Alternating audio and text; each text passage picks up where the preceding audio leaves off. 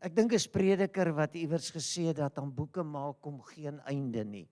En ek het oor die jare, en die van u wat nou so oud soos ek en Betty in die gemeente is, jy weet, het ek in Paastyd, het ek vir u die Paasgebeure raakgevat in wat ons genoem het in die voetspore van Jesus. En dit was vir my so mooi toe Cassie vanoggend nou kom en hy sê, nee, hy gaan krap toe soek hy nou sy boekie, toe kan hy nou nie kry nie. Ons het dit nie elke jaar gedoen nie. Ek kan nie presies onthou nie, ek het 2021 sin hierso, wat ek toe nou daar raak vat en ek sê, ek wil net weer dink, wat het dag vir dag gebeur?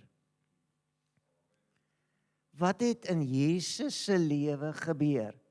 Nou, baie interessant is dat vandag ry hy nou op 'n esel vul Jerusalem in, en dan kom die mense met die palmtakke en hulle gooi dit. En nou sê jy hoor die mense praat van as Woensdag en as Sondag, en ek weet nie wat se Sondag nie.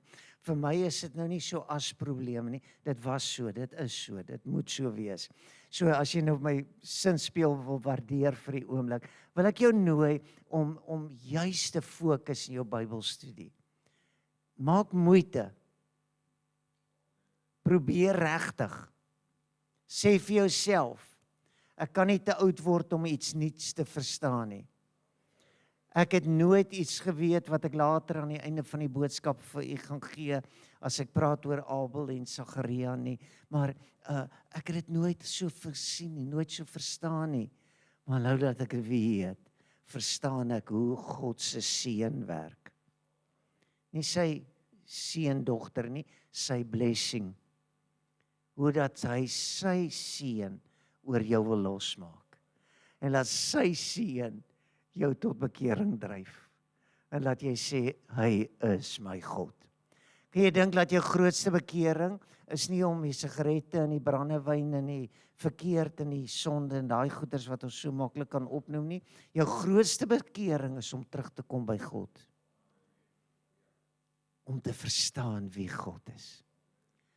Om sy hartklop in jou wêreld te beleef. So ek gaan jou nooi om saam met my die Bybelverklaring te doen. En ek is so dankbaar dat dit vir my al hierdie jare beskore was om dit saam met gelowiges Sondag vir Sondag te doen. So as jy jou Bybel het, dan sê ons vir mekaar, hier is my Bybel. Dit leer my van God. God is gees en ek kan bid in gees en waarheid. Ek kies vandag om met my gees te luister, elke belofte aan te neem. Die woord is die waarheid en die waarheid sal my vrymaak. Ek gaan 'n woordjie in die Bybel vat wat ons almal redelik baie gebruik. Ons sê dit baie keer, maar dan het dit verskillende betekenisse. Hierdie woordjie het verskillende betekenisse. En dit is die ander kant van deur. Die woordjie deur. Om vir 'n oomblik te dink, ons kan sê, daar is 'n deur, kom ons maak hom oop. Of om vir mekaar te sê, dit is deur dit. Of jy moet deur dit gaan. Of jy moet deur dit werk. So daar's werklike fisiese betekenisse, maar daar's ook dan nou geestelike of denkende betekenisse wat jy aan hierdie woordjie. En daarom het ek, terwyl ek so voorberei en baie keer dan is my so opgewonde, as ek dink, ek weet al wat julle nog nie weet nie. Dan sê ek, ag dankie Here dat u my so bless en my so seën met iets wat so mooi kan wees, soos u woord. So, wat is die ander kant van deur? Nou, ek gaan jou vra, en as jy regtig wil weet hoe werk die Philadelphia storie, in hierdie gedeelte, dan moet jy vir my broer vra, want sy gemeente se naam was Philadelphia gewees. En daar's baie mooi betekenisse, maar daar's kernwaarhede wat voor dit en na dit en tydens dit werk. So dis nie net 'n era aan die kerk nie, dis ook vir ons vir vandag. Openbaring 3 vers 7 tot 13 kan jy gelees. Dis die openbaring aan Johannes op die eiland van Patmos wat gegee is vir die gemeente van Philadelphia. Nou sê hy, dit sê die heilige, die waaragtige wat die sleutel van Dawid het, wat oopmaak en niemand sluit nie, en hy sluit en niemand maak oop nie. Hy sê, ek ken jou werke. Kyk, ek het voor jou geopende deur gegee en niemand kan dit sluit nie, want jy het min krag en jy het my woord bewaar en my naam nie verloon nie. Nou, hierin is al reeds iets om te begin vat en te sê, waarmee is ons besig? Hier is 'n geopende deur. Ek dink jy gaan met my saamstem dat dit een van die dryfvere van die kerk tot vandag toe was, dat ons sê, ons het 'n geopende deur om die evangelie van Jesus te verkondig. Maar dit is nie 'n fisiese houtdeur of 'n yster of 'n aluminium deur nie, dit is 'n geestelike deur, dis 'n deur wat ons gekry het om iets reg te kry. Nou as ek vir jou uit Jakobus 5 vers 9 lees, dan gaan jy verstaan dat die deur van jou hart of die deur van 'n mens se sielslewe is ook 'n deur. Hy sê moenie te mekaar sug nie, broeders, sodat julle nie veroordeel word nie. Ek wil daarom net vir u sê, ek dink die Bybel wil regtig nie hê dat mans moet sug nie. Dis hoekom hy dit so insit, broeders. Want ek dink die vrouens het by ons geleer om te sug, broers. 'n Pa wat vol is van die gees van die Here sug nie. Sy vrou kyk hom so en sê, my man, jy het seker alweer 'n nuwe dimensie, jy het 'n nuwe pad wat jy wil oopkap. Jy het 'n nuwe ding wat jy reg kry. Maar hoor hoe mooi sê dit dan. Hy sê, sodat jy nie veroordeel word nie, kyk, die regter staan voor die deur. En ek wil vir u sê dat ek glo ons as kerk mag dit nie vergeet nie. As dit 2000 jaar terug so was, hoeveel nader is dit vanoggend? Dat die regter staan voor die deur. En hy klop. En as jy die deur van jou hart oopmaak, sal hy inkom en hy sal met jou maaltyd hou. En dan uit Sagaria 4 vers 6, wat weer die ander kant van deur wil beklemtoon.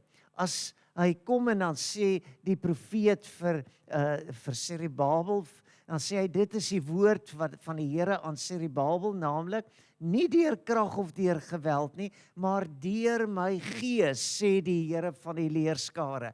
Nie deur krag of geweld nie, maar deur my gees. Hoor, daar is sommer 2 keer. Hier is, jy gaan nie met gewelddadigheid iets reg kry nie. Jy gaan dit deur die gees van God reg kry.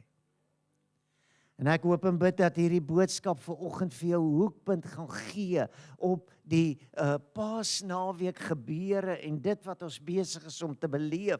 As Jesus môreoggend volgens daardie kronologie by die vyeboom verbystap en hy soek vrug aan die boom en daar's geen vrugte nie, dan vervloek hy die vyeboom en wat gebeur? Die volgende dag, Dinsdag, as hulle weer daar verbystap, dan het die vyeboom verdroog. Jy sien, Jesus het nie 'n saag of 'n byl opgetel en die vyeboom afgekap nie.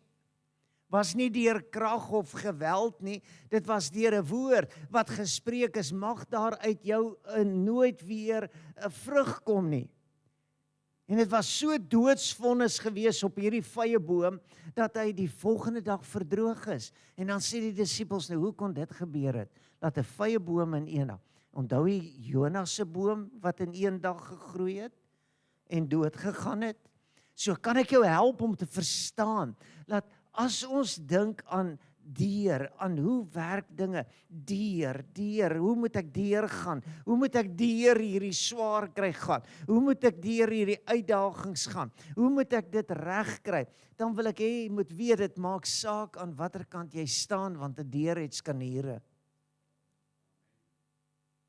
En ek wil vir jou sê, baie keer probeer ons die skaniere verander, omdat ons nie hou van die rigting wat die deur oopmaak het.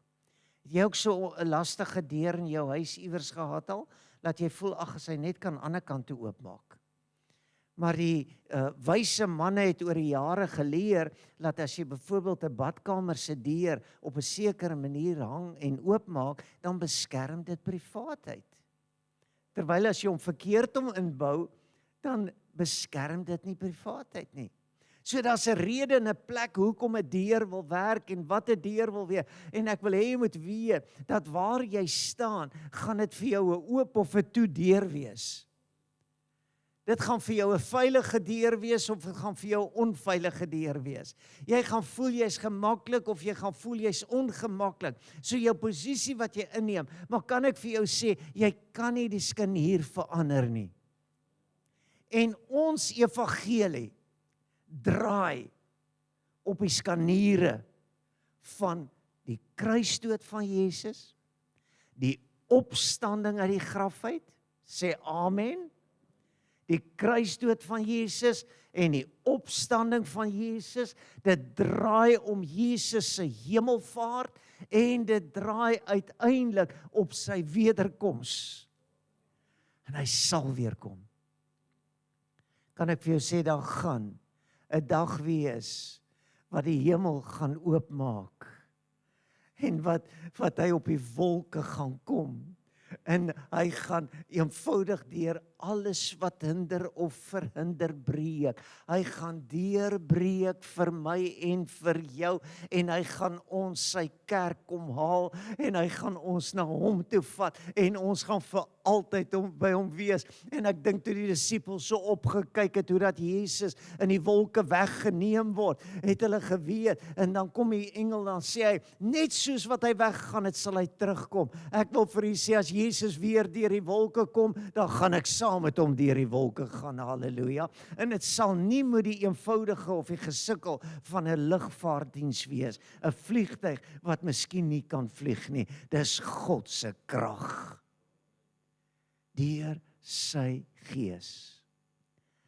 En daarom kan ek jou aan die hand vat om vir jou te sê, bewaar die skanier, bewaar die draaipunt, bewaar die storie van Paasnaweek. Beskerm die waarheid van die hemelvaart. Wees dapper om te sê, Pinkster is 'n belangrike deel, dis 'n belofte wat moet vervul in my hart, sodat ek vol van die Gees kan wees.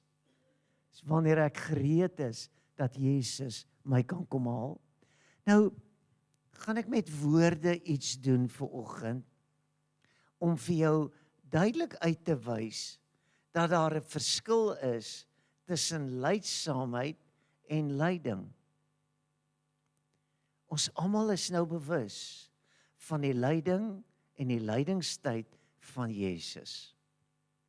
Hierdie laaste dae wat hy moes so lewe en so gehoorsaam wees aan die Vader se stem en so presies doen wat die Vader wil hê, dat sy tydsberekening het saak gemaak. Elke dingetjie wat hy gedoen het, moes gedoen het hy versigtig gedoen. Hy het verseker reg opgetree. Jesus het reg opgetree. Hy het nie 'n fout gemaak met Paasnaweek nie. Amen.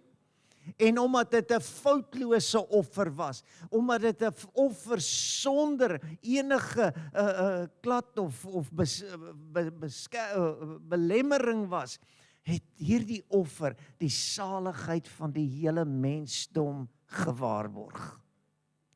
Jesus het die volmaakte prys betaal. Hy het niks toegelaat dat iets kon skeefloop. Dat jou vyand iewers kon sê, dit geld nie vir jou nie. Dis nie vir jou nie.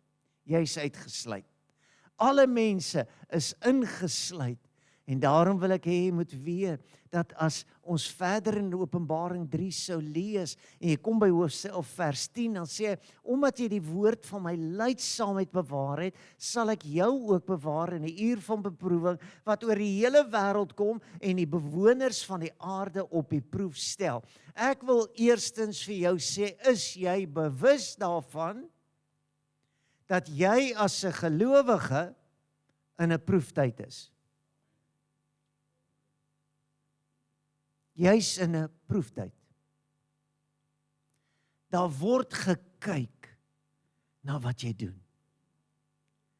En wat jy doen, gaan bepalend raak van waar jy gaan opeindig. Dit gaan bepalend wees aan watter kant van die deur jy is. En hoe jy dink oor wat in die deur, aan die ander kant van die deur is. En daarom as ek en jy kan aanvaar, dat ons moet versigtig lewe, ons noem dit ook heiligmaking. Ons sê ons moet heilig lewe. Ons moet God welgevallig lewe. Ons moet sorg dat ons woorde en ons dade en ons opstaan en ons gaan slaap en alles moet van so 'n aard wees, dat ons sal sê, God se glimlag rus daarop. En daarom hoop ek jy verstaan dat as jy verder teruggaan, dat die wêreld is in 'n krisis. Die wêreld is in 'n onmoontlike plek. As 'n mens dink aan die geweld en die gevaar en die verkeerd. Ons het onwetend, het ons by 'n plek verbygery, wat daar amptelik, jy weet, waarskuwings was, dat die publiek moet asseblief hierdie pad vermy en nie daar ry nie, en ek draai nog verkeerd en ek ry in die verkeerde rigting in, en ek sê vir myself, iets voel nie reg nie. Dankie Heilige Gees. Dankie vir die Gees van God, wat jou kan laat omdraai. En wat vir jou kan sê, dis ander kant toe, dis nie hierdie pad nie, dis nie daardie pad nie. As jy later lees, en jy sien die geweld en die aggressie, die boos en die sondig van mense, hoe dat die een die ander haat, en die een teenoor die ander opstaan, en hoe dat hulle mekaar wil doodmaak, en hoe dat hulle mekaar net uit die pad uit wil kry, dan besef jy, dat is 'n tyd om te wandel in die Gees. Is 'n tyd om sensitief te wees, sodat wanneer ons in lydsaamheid verval, wanneer ons in swaar verval, dat ons sal weet, dat Jesus weet waarin ons is. En ek wil jou vanoggend sê, dat God het simpatie en omgee en alles wat kan, oor jou swaar kry.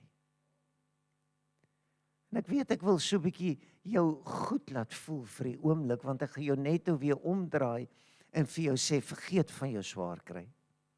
Vergeet van jou probleme. Vergeet van jou tekorte.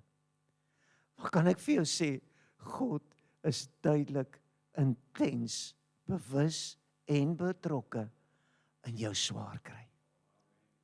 En sy belofte is, dat hy sê jou bewaar. Hy sal jou veilig maak. Dit wat na jou kant toe wil kom, sal God optree en sê, nee, dis my kind. Dis my seun en my dogter, dis my gunsgenote, en daarom wil ek hê jy moet weet, dat as ons in hierdie lydsaamheid kan volhard, en ons kan endure, en ons kan aanhou en aanhou, dan sal ons gered word. Dis vir my so mooi dat Jesus gesê het, jy neem jou lewe in besit met lydsaamheid. Jy neem jou lewe in besit, as jy sê, be your patient endurance, you shall gain your lives. Jy gaan jou lewe, jy gaan hierdie lewe behou, as jy verstaan, hier's 'n beginsel, jy moet lydsaamheid hoog ag. Jy moet lydsaamheid verstaan. Jy moet begryp. En as ek dit in jou hart wakker gemaak het, dan wil ek hê jy moet weet, dat lydsaamheid en lyding is twee verskillendes. Jy sien, lydsaamheid is iets wat oor 'n lang periode gebeur. Terwyl lyding dikwels 'n kort oomblik is. Waarin die intensheid en die diepte van ly, van seer, so intens raak, dat dit selfs lewensbedreigend word. Dat jy jou lewe kan verloor. En as jy dit verstaan en dit kan aanvaar, dan wil ek hê jy moet weer Paasnaweek in die lig sien van God se geduld met my en jou. Toe ek hierdie boodskap voorberei, toe sê ek, Here, dis amper 70 keer en miskien is dit nou 69 keer, laat ek Paasnaweek vier. Verstaan ek, waardeer ek Paasnaweek. Maak ek dit nog vir my 'n belangrike, in my jare ervarings, het ek jaar na jaar net sterker en sterker gegroei in my geloof en my oortuiging, dat Jesus aan die kruis vir my sonde gesterf het. Jy's jou eie saak, maar my saak is, dat hy vir my gelei het. Dat hy vir my seer gekry het. Dat hy vir my die prys betaal het. En dit word nie 'n reg of dit word nie 'n hoogwaardigheid of 'n meerwaardigheid nie. Dis eerder 'n diepe afhanklikheid. Here, hoe kon U dit vir my gedoen het?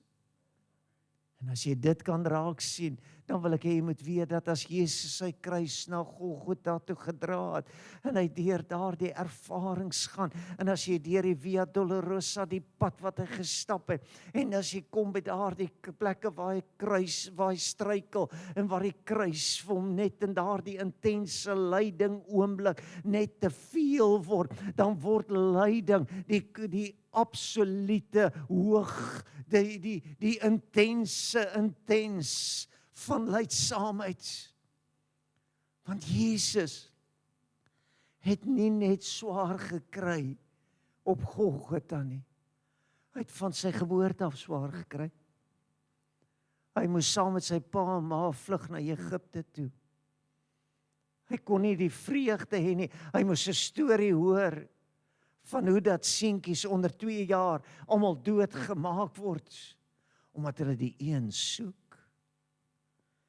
Wonder wat was in die hart van Jesus, as hy en die Vader daaroor met mekaar sou kon praat of gepraat het, en hy sê, Vader, hoe is dit moontlik dat al hierdie seentjies doodgemaak kan word,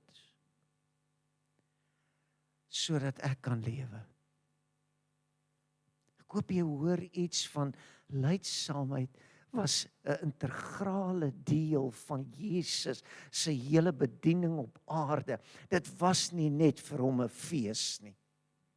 Dit was nie net vir hom 'n lekker tyd om saam te wees nie. Ek dink as 'n mens daaraan sou dink, dat jy jou goddelikheid verruil vir menslikheid, dat jy jouself ondergeskik maak aan al die aardse uitdagings en alles wat die sondeval veroorsaak het, en jy op 'n plek in jou lewe kom waar jy sê, maar hoekom moet ek my goddelikheid prysgee? Hoekom moet ek die heerlikheid van die godheid prysgee om in die gestalte van 'n mens vir mense te kom ly? So kan jy dink, Jesus se 33 hoeveel jaar was nie noodwendig 'n fees nie. Dit was 'n lyding. Dit was 'n uitdaging. En ek weet jy ken dit, want ek en jy ken dit ook. As gevolg van sonde, as ons deel word van sonde, het sonde hierdie mag op ons lewe om ons al hoe meer swaar te laat kry. Wie wil amen sê? Sonde maak dit vir jou moeiliker. Sonde maak dit nie beter nie. Ja, om teen God en om weg te draai van God, bring jou op 'n plek waar dit vir jou later voel, genoeg is genoeg, jy kan net nie meer nie. En as Jesus se kruisdood uiteindelik 'n realiteit word, en hy daardie kruis na Golgotha toe dra, dan is hy nie in 'n tweede wonderlike belewenis van, dis nou die einde, dis amper klaar nie. Nee, hy besef wat dit kos en wat dit vra, sodat een siel gered kan word. En nou wil ek vir jou uit die lewe van Petrus wys sodat Petrus moes leer om lydsaamheid te dra. Hoe dat Petrus moes leer om lydsaamheid te bewaar. Dis nog nie lyding nie. Dis nog nie Petrus se sterfdag nie. Maar hy moes leer om dit te hanteer. En as ek jou na Getsemane toe vat en Petrus miskien op 'n afstand kyk hoe dat Jesus daar in Getsemane bid en hoe dat hy al hoe ernstiger bid en al hoe meer intens bid, laat sy sweet soos druppels bloed op die grond begin val en dan wonder ek wat was in die hart van Petrus gewees. Petrus, verstaan jy dan nog nie wat dit is om te ly nie? Het Jesus dan nie daar in Getsemane swaar gely, sê die woord vir ons. Hy het swaar, hy het intens gely, sodat as daar 'n ander manier was, dat dit sou kon kom. Maar nogtans, nie my wil nie, U wil geskied.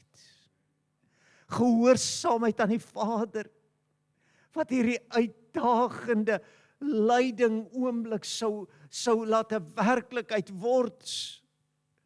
As Jesus aan die kruis die spykers deur sy hande en sy voete voel. As hy uitroep en hy sê ek het dors.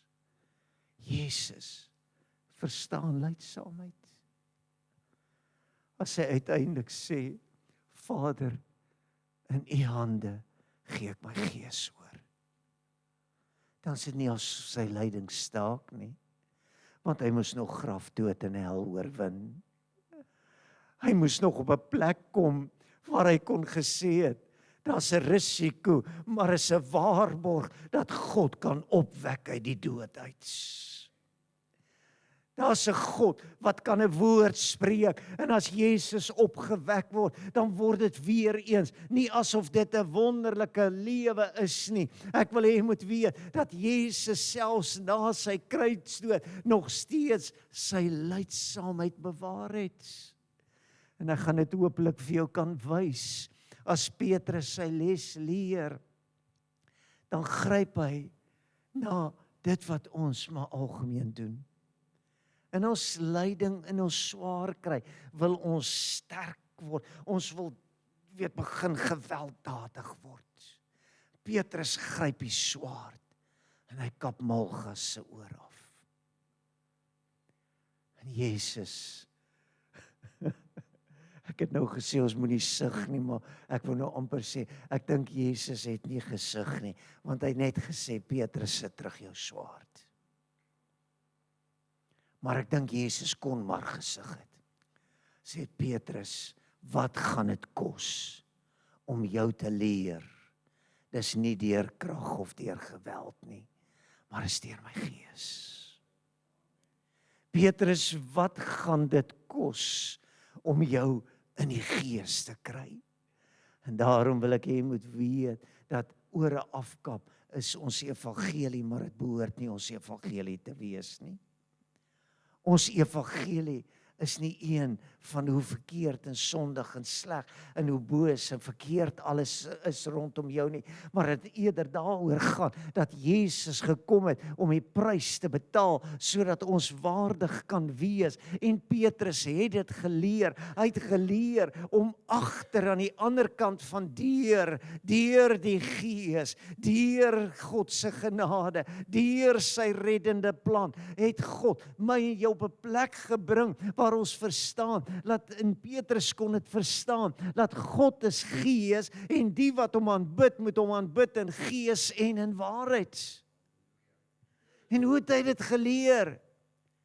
Luister, heel moontlik een van Jesus se heel laaste genesingswonders is vat Jesus daardie jou afgekapte oor en hy sit hom terug en hy maak Malchus se oor gesond. Ek weet nie of daar nog 'n bloedstreepie gesit het nie. Ek is nie seker, maar ek is oortuig daarvan dat Malgas kon weer 100% hoor. Ek is seker dat Malgas het net daar tot bekering gekom. En gesê, byna was ek oorloos. Maar Jesus het my oor teruggesit. Ek was gereed en ek moes hom gevange neem. En ek was in hierdie gepepel en hierdie gedruis, was ek vasgevang gewees. Maar Jesus het my gehelp. As Petrus hierdie les leer, dan begin hy om deur te gaan na die ander kant. Hy begin om te verstaan, dis nie deur krag of deur geweld nie, maar deur sy gees. En daarom dat hy kan sê, goud en silwer het ek nie, maar dit wat ek het, dit gee ek vir jou in die naam van Jesus. Staan op en loop. Kan ek jou help om te verstaan, waar is ek en jy? Waar pas ons in? In hierdie wêreld van geeswandel.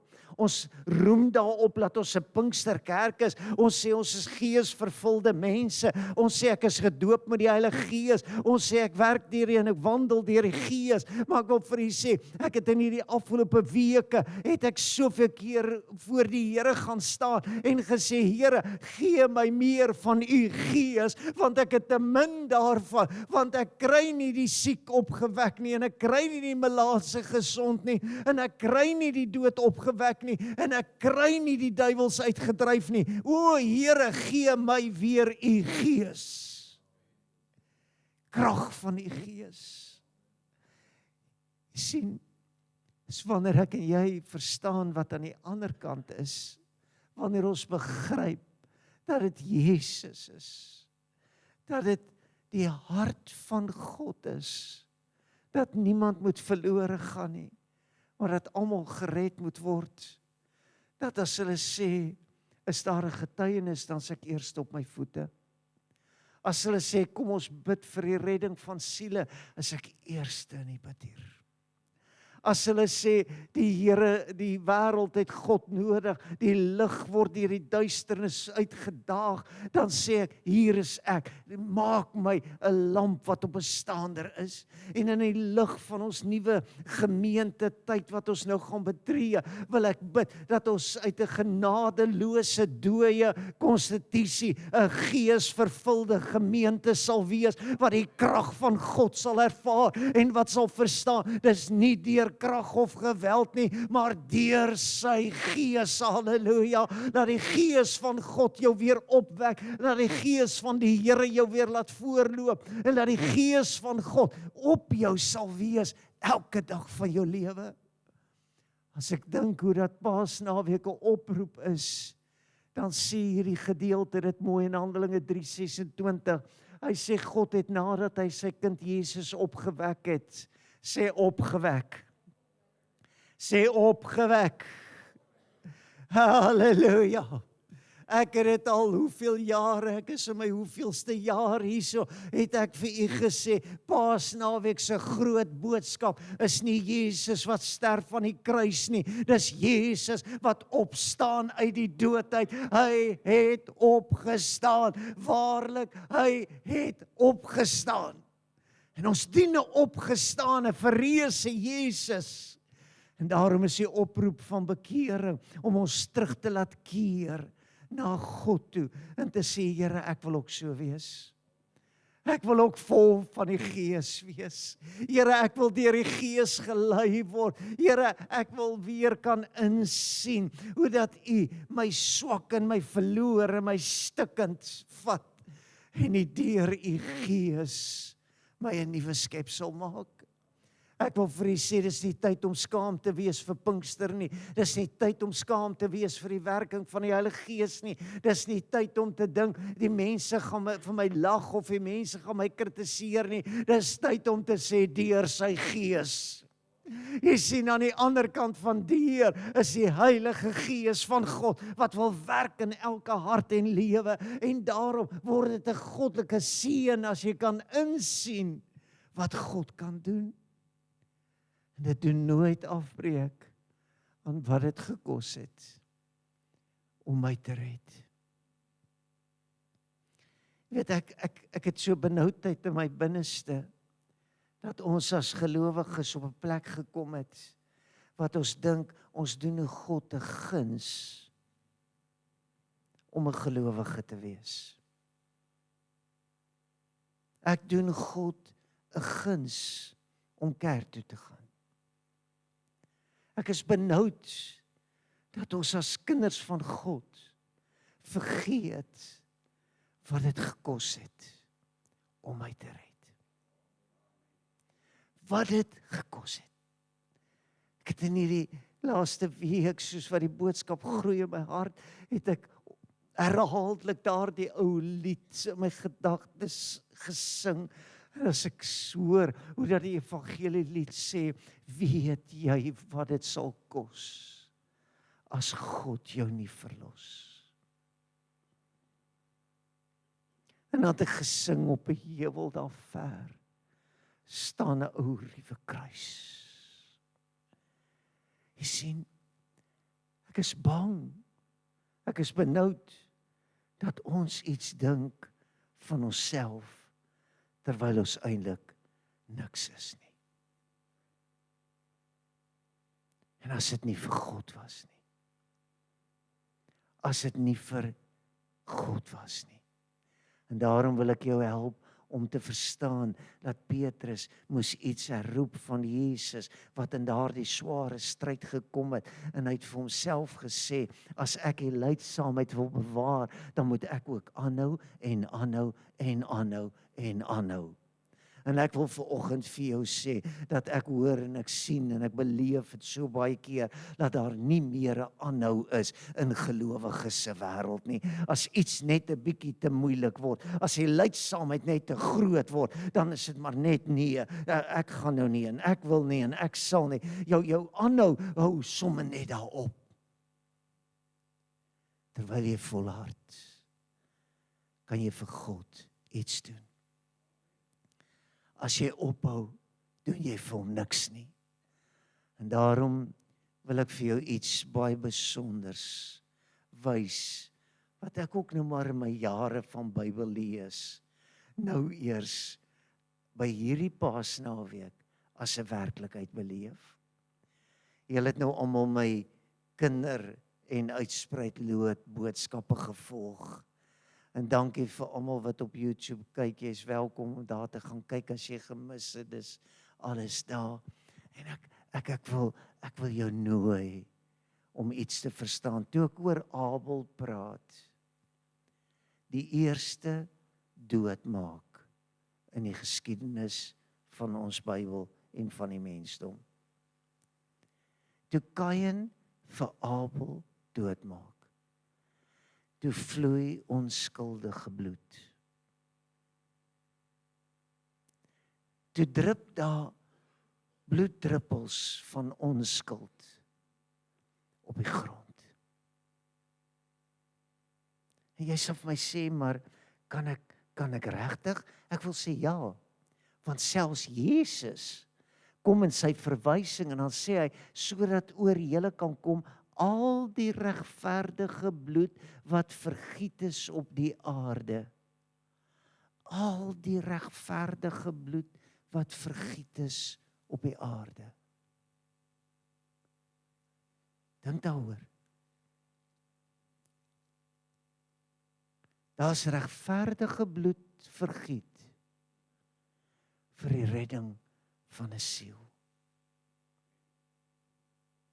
En as ons gaan afskaal na net Golgotha en Jesus, en sonder om vir een oomblik Jesus se voorbeeld van sy kruisdood enigsins gering te verklaar of minder te verklaar, wil ek hê, daar's mense wat vir jou gebid het, dat die bloed so sweetdruppels van hulle afgedrup het, en gesê het, Here, red sy siel, Here, bring hom terug, Here, laat sy onwilligheid en sy sondigheid voor sy oë kom, dat hy by God sal uitkom. Ek is oortuig daarvan, en daarom as Jesus kom, en hy beskryf die twee twee gevalle in die Ou Testament. Die een waarmee die Ou Testament begin en die een waarmee die Ou Testament eindig. En hy beskryf die dood van Sagaria. En hy sê, hierdie regverdige bloed het gevloei. Dis bloed wat oor jou gekom het.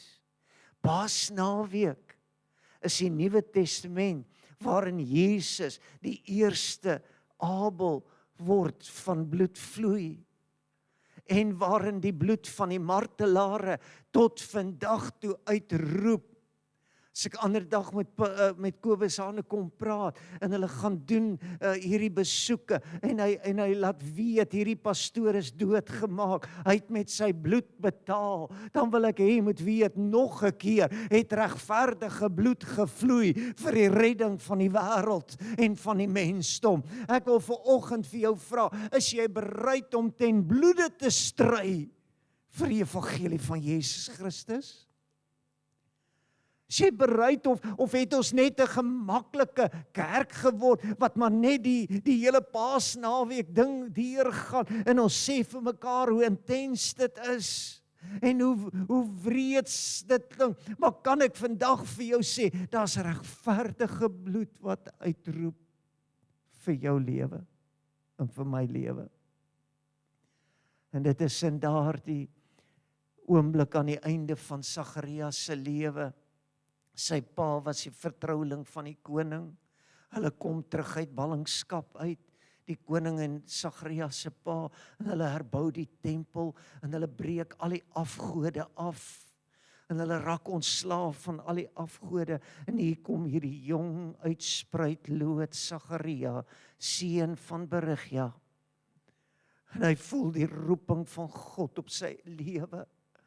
En hy staan in die tempel en sy pa is in sy ouderdom en die koning is in sy ouderdom en hy kyk so hoe dat die prinse die koning kom oortuig het dat afgoderry is aanvaarbaar.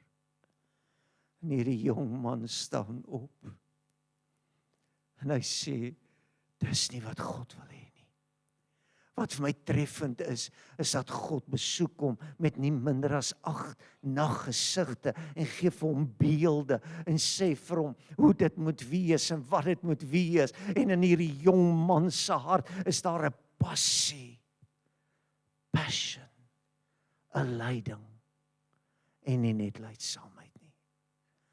En terwyl hy opstaan en in die tempel vir die koning en die oudstes en hierdie klomp prinse waarsku teen die afgoderry. Toe val hulle hom aan, stenig hom en bloed word vergiet in die tempel. En hy word 'n beeld. Hy word 'n voorloper van Jesus se kruisdood. En hy sê as jy lank genoeg kan ly, dat jy op 'n plek kom waar jy sê genoeg is genoeg, dan betree jy jou lydingsoomblik. En dan sê jy, al kos dit my lewe. Al vra dit vir my alles. Maar by God sal ek bly. By die waarheid sal ek bly staan. My deur het 'n skanier waarop hy draai. My evangelie het 'n inhoud wat nie kan verander nie.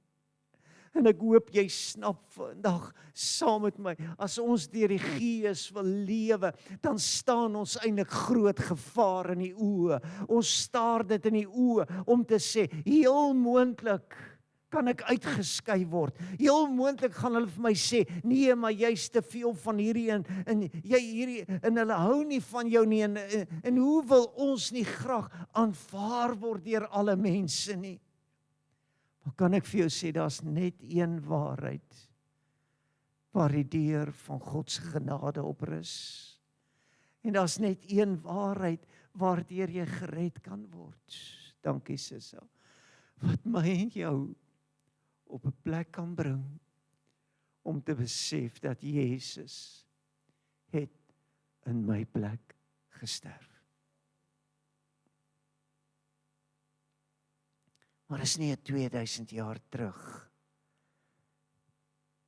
Hoeveel bloeddruppels het gedrup van jou geboorte af tot nou toe?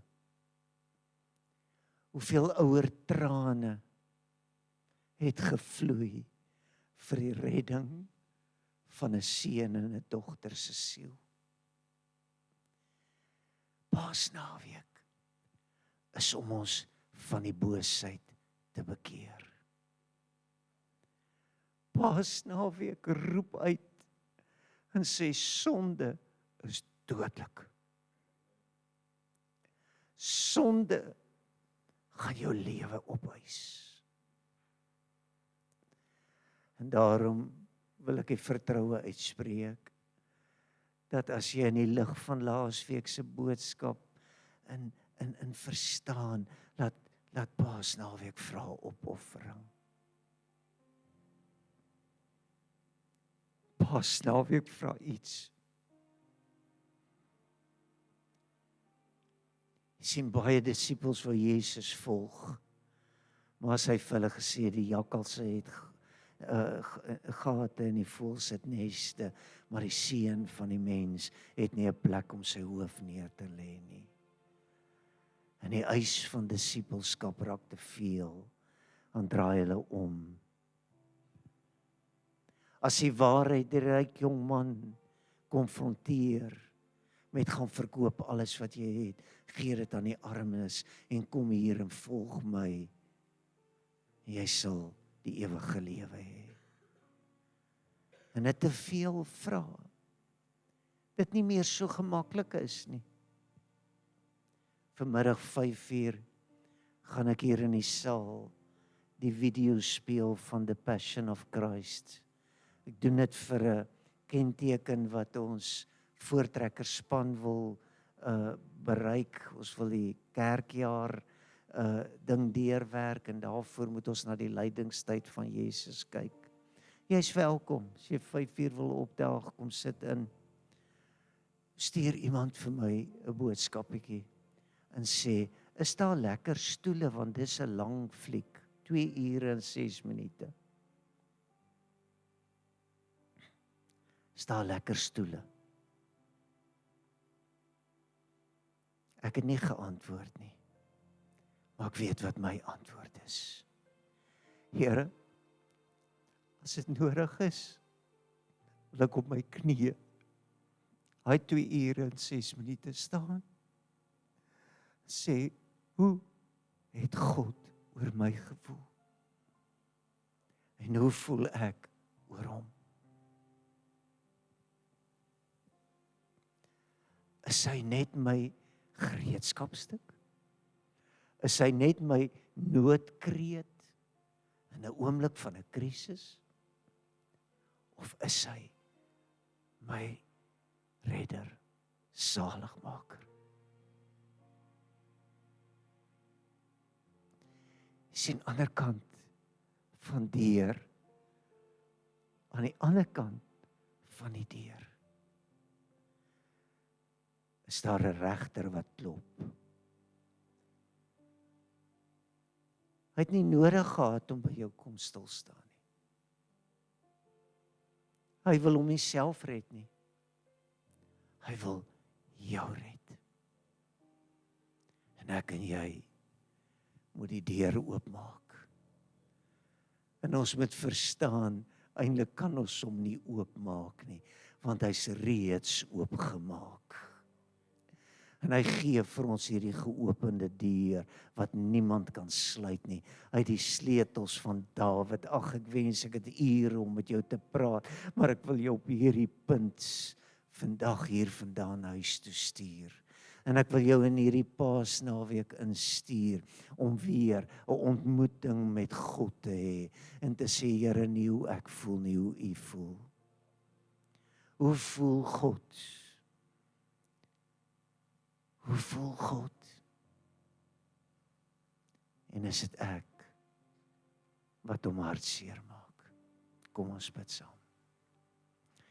Hemelse Vader, gee dat Paasnaweek die verskil tussen bome wat vrugte dra en bome wat nie vrugte dra nie sal uitwys.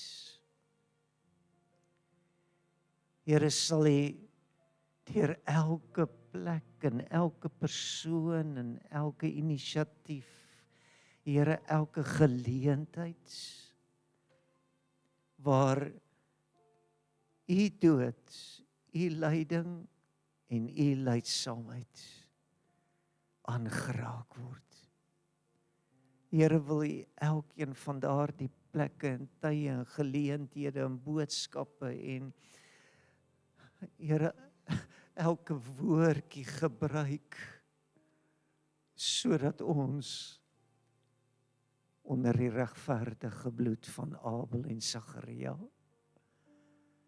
dat ons onder die regverdige bloed van ons Here Jesus Christus en onder die regverdige bloed van elke martelaar tot redding kan kom. Red U volk, o Here. Here, red Walvisbaai. Red ons as ons dink ons is, maar ons is nie. Here, red ons as ons ver en verlore is. Red ons, want U bloed het vir ons gedrup. En ons eer U daarvoor. En nou bid ek, Here, dat ons wat hierdie woord verstaan, dat die Heilige Gees dit in ons harte so sal lewendig en wakker maak, dat ons reg deur hierdie week nie sal nalat om te sê, weet jy wat dit sal kos? Weet jy wat dit gekos het? Weet jy waarmee jy te maak het? Here, laat ons getuies sal wees van hierdie groot genade van God se redding vir alle mense. Gebruik ons tot U eer. Here, maak ons oë oop, maak ons ore oop, maak ons monde oop, dat ons nie sal nalat om die krag en die impak van Paasnaweek weer te doen nie. Dit bid ek in Jesus se naam. Amen.